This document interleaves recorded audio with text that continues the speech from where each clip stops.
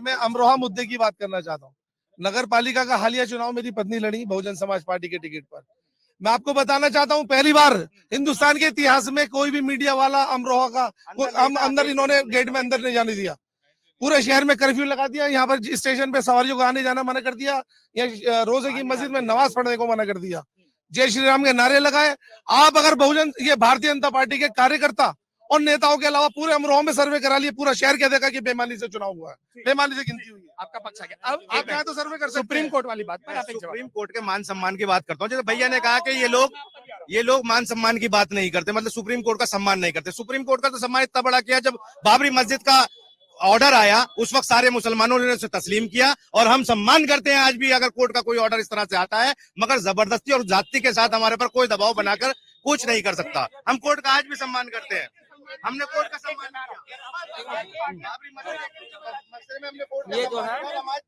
ये जो है, मैं ये बोल रहा हूँ, जब आप दोस्त के तौर पर, सहयोगी के तौर पर चुनाव में बीच में जा रहा हूँ, ठीक है।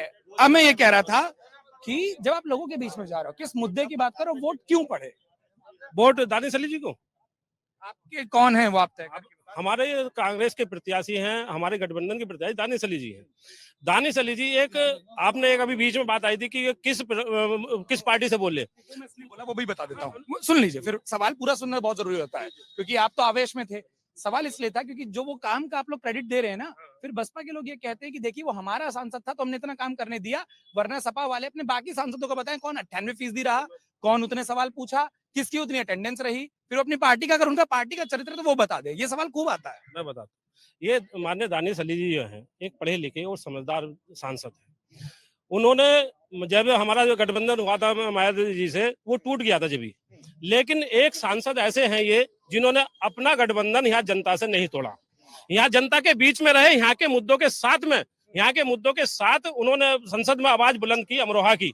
और दूसरी बात ये, इससे पहले 3-4 MP बन चुके हैं जिन्होंने कभी संसद में अमरोहा का नाम लेना पसंद नहीं किया, और ये ऐसा एक MP है जिन्होंने संसद में अमरोहा का नाम जिंदा रखा। थोड़ी लोगों की बात, थोड़ी मुझे एक सवाल दानिश जी के लिए कह दूं। साहब, दानिश जी सुनिए, आपने दानिश जी के बारे में 3 बार कह दिया, तो सवाल लेने दीजिए ना।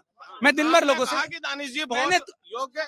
आप अच्छा एक मिनट, क्या ये डिबेट मैंने आप दोनों की बुलाई है? नहीं ना। मैं ये कहना आप हाँ 30 सेकंड की बात मेरी सुन लीजिए प्लीज। 30 सेकंड में आपके लिए क्या सबसे बड़ा मुद्दा दानिश अली है? हाँ, क्योंकि वो अगर इतने अनुशासित वो थे तो माया बहन जी ने उन्हें निष्कासित कर दिया अपनी पार्टी से। दूसरी बात, वो ऐसे सांसद रहे कि उन्होंने यहाँ स्टेशन पर भारत माँ की जय बोलने पर उन्होंने विरोध किया।